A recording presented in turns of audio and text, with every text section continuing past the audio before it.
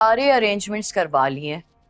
तुम देखना, तुम्हारे बुटीक की लॉन्च पार्टी इतनी जबरदस्त होगी ना, जो देखेगा हैरान रह जाएगा। मैं भी बहुत एक्साइटेड हूँ। मैंने पीआर कंपनी को भी इन्फॉर्म कर दिया, वो सारा सोशल मीडिया हैंडल करेंगे मेरा। और अच्छा सुने मामा, आपने ना कुछ चेक साइन करने हैं, तो प्लीज वो आज कर देगा। हाँ हाँ, वो तो मैं कर दूंगी, लेकिन तुम्हें डेट ही नहीं बताई मुझे। डेट क्या रखी है? 2 को है लॉन्च मामा, और मैंने प्रिंटिंग के लिए कार्ड्स भी भेज दिया। That's wonderful. तो उठवाने कब है? तुम करीम को भेज के मंगवा सकती हो, या फिर अगर उन्हें लोकेशन सेंड करोगी ना तो वो खुद पहुंचा देंगे। ऑलराइट, मैं पिक करा देती हूँ। मामा आपको पता है, ये बुटीक की लॉन्च ना मेरा ड्रीम था कि पाकिस्तान में भी मेरा बुटीक हो, लंदन में भी, हर जगह ये फेमस होना है। इंशाल्लाह बेटा, ऐसा ही होगा। मैं अपनी बेटी के सारे ख्वाब पूरे करूंगी। Thank you. अच्छा ये बताओ, अली को बताया था? उसे तो कोई एतराज नहीं है ना? नहीं, मैं उसको कॉल करूंगी, आज सरप्राइज दूंगी उसे कॉल करके। वंडरफुल। मैंने और मुजफ्फर ने तुम्हारे ससुराल ना जाकर बहुत बड़ी गलती की है। वो तो यही समझते रहे कि हमें तुम्हारी कोई परवाह ही नहीं। तुम्हारे अब्बा को कितनी तकलीफ हुई होगी तुम्हें रोता देखकर। उनके आंगन की चिड़िया कैसे सिसक सिसक के जी रही है। एक कमरे से तुम दूसरी जगह नहीं घर में जा सकती। कैसी जिंदगी है फिजा। तुम्हारी सास के साथ साथ रजा का भी कसूर है। रजा का कसूर है क्योंकि आंटी ने उसकी सारी सलाहियतें छीन ली हैं, बोलने की, समझने की, फैसले करने की। वो सिर्फ उनके मुताबिक चलता है। शादी तो रजा ने की है ना, तुम्हारी सास ने तो नहीं। बस कर दो सुरैया, कब से रोई जा रही हो?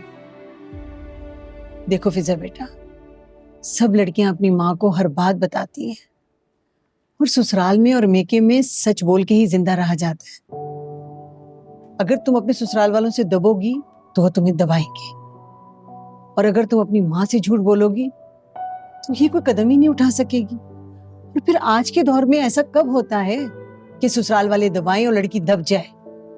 मैंने तो नहीं देखा, कितने रिश्ते करवाए मैंने, लेकिन तौबा है, जहारा जैसी सास मैंने आज तक नहीं देखी। बस ठीक है, तुम रजा को साफ साफ कहोगी। अगर वो अलग घर नहीं ले सकता ना तो तुम यही रहोगी। बस अब मैं और कुछ नहीं सुनूंगी। शामी ठीक है, कर लेते हैं बात। आप रोना तो बंद कर दे, बहुत हो गया। चले जाए, मुंह हाथ धो के मैं चाय बनाती हूँ, क्योंकि मेरे भी सर में बहुत दर्द हो रहा है। ये कहाँ रह गई है आयजा और निमरा? आने वाली होगी, और निमरा भी शाम को आती है। अच्छा चल जाए, मैं चाय बना के लाती हूँ।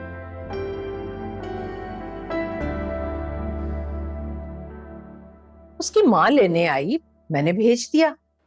लेकिन मामा वो क्यों लेने आई थी? भाई ये तुम फिजा से पूछो ना बेटा। यारा पूरी बात बताओ, क्या मसला हुआ है? नहीं नहीं, कोई मसला नहीं। मैं तो मिसेस आदिल के घर जा रही थी, अचानक वो आ गई और बहुत गुस्से में थी। पता नहीं अजीब अजीब सी बातें कर रही थी कि मैंने बेटी ब्याही है, खैरात में नहीं दी, और ना ही आप लोगों ने खरीदी है।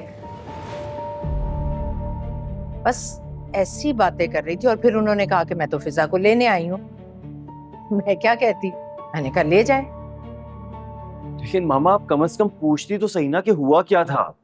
अरे बेटा, मैं क्या पूछती, यकीनन फिजा ने शिकायतें लगाई होंगी ना, और उसकी शिकायतें सुनकर वो उसे लेने आ गई। इसमें उसकी माँ की तो कोई गलती नहीं। अगर उसको इस घर में इतनी तकलीफें हैं, शिकायतें हैं, तो वो तुमसे बात करती ना कि पूरे जहां को। और मीर नोमान, अब तुम उसे नहीं लाओगे,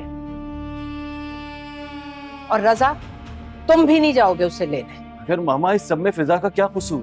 कोई अगर मगर नहीं, वो खुद गई है ना, उसकी माँ लेने आई थी, अब माँ ही छोड़ने आएगी। यारा किसी भी मसले को आराम से भी निपटाया जा सकता है, जरूरी नहीं कि इसको जिद बना लिया जाए। बात जिद की नहीं मीर नोमान, मेरे उसूलों की है। तुम्हारे सुनहरे उसूल। और रजा, अब तुम सिर्फ उसे एक बार फोन कर सकते हो, सिर्फ एक बार, और पूछ सकते हो कि वो घर छोड़कर क्यों गई।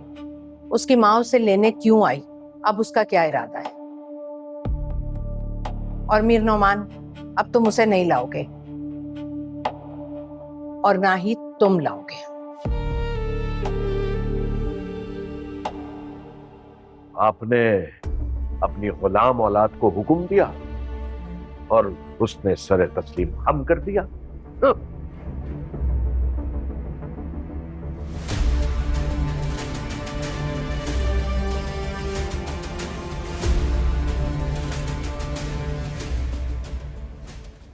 क्या जरूरत थी अम्मी को बताने की?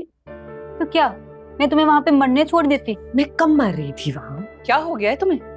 ठीक तो किया है उसने अम्मी को बता के। और अच्छा है तुम्हारे ससुराल वालों की थोड़ी अकल ठिकाने आनी चाहिए। उन्हें पता चलना चाहिए हर लड़की एक जैसी नहीं होती, किसी को उसे दबाया जाए। कुछ लड़कियां अपने हक के लिए स्टैंड भी लेती हैं। मैं सुकून में थी। उन हालात में भी तुम सुकून में थी? मैं उन माओं में से नहीं हूँ जो बेटियों को भड़काती है, मगर तुम लोगों ने तो हद ही कर दी है। और तुम्हारी सास, अरे वो तो हद पार कर चुकी है।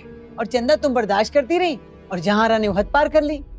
तहसीन खाला, लड़कियों को शुरू में ससुराल में बर्दाश्त करना होता है, उनके मुताबिक चलना होता है।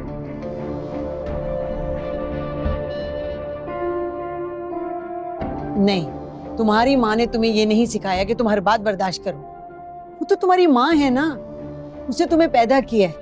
वो कैसे बर्दाश्त करेगी कि तुम्हें बराबर वाले कमरे में जाने की इजाजत नहीं है? और वो तुम्हारा शौहर, उसे नजर नहीं आया कि उसकी माँ कितनी ज्यादती कर रही है? तहसीन खाला, जैसे भी हालात थे, जो भी थे, मैं खुश थी वहां। अम्मी को इस तरह मुझे वहां से नहीं लेके आना चाहिए था। आप मुझे क्यों लेके आई? अम्मी तुम्हें इसलिए लेकर आई हैं ताकि तुम सुख का सांस ले सको। शायद ऐसे करने से रजा तुम्हें लेके अलग हो जाए। फिजा, अम्मी, ये बात आप मुझसे अकेले में भी कर सकती थी। पता नहीं रजा क्या सोच, पता नहीं क्या हो रहा होगा वहां। आंटी ने किस तरह बताया होगा रजा को? कॉल करो तुम रजा को, मैं उससे पूछूंगी। अरे वो तुम्हें फालतू समझता है क्या? अम्मी प्लीज, मैं बिल्कुल फालतू शय नहीं। रजा मेरी कदर करते हैं, मुझसे प्यार करते हैं।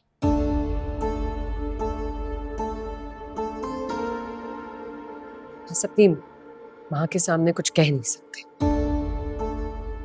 और आप उनसे इस तरह की कोई बात नहीं करेंगी। लेकिन सुरैया, तुम अलग घर की बात पे डटी रहना, वरना वो सोचेगा कि तुम घर से फिजा को क्यों ले आई। ठीक कह रही हो। कभी अलग नहीं होंगे। तुम अगर ऐसे जीती रही ना तो वाकई अलग नहीं होंगे। कभी तो अपने लिए स्टैंड लेना होगा ना। करोगी तुम, सब कुछ तुम्हारी वजह से। बिल्कुल ठीक किया मैंने। आऊं मैं तुमसे बात करने। मैं क्या चलो तो जरा। हो गया फिजा?